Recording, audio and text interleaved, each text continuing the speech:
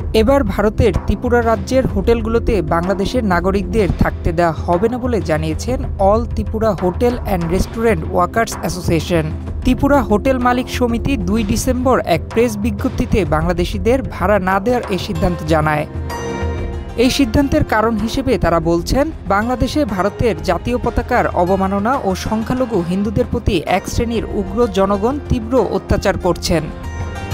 এদিকে সোমবার ২ ডিসেম্বর ত্রিপুরার প্রধান শহর আগরতলায় বাংলাদেশ সহকারী হাইকমিশনে হিন্দু সংঘর্ষ সমিতি নামে একটি সংগঠনের সদস্যরা হামলা চালায়। Double million offer Walton fridge কিনে পেতে পারেন ২০ লক্ষ টাকা, রয়েছে কোটি কোটি টাকার নিশ্চিত উপহার। তারা সহকারী হাইকমিশনের ভেতরে ঢুকে বাংলাদেশের পতাকা নামিয়ে তাতে আগুন দেয়। এই ঘটনার পর থেকে উভয় দেশের নাগরিক ও নেটিজেনদের মধ্যে উত্তেজনা দেখা দিয়েছে। হামলার ঘটনার নিন্দা জানিয়েছে বাংলাদেশ।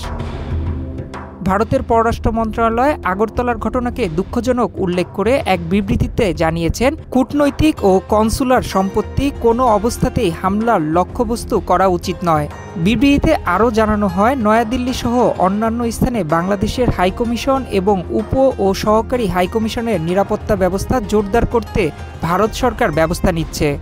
নয়ন বিশ্বাস, বাংলাদেশ প্রতিদিন।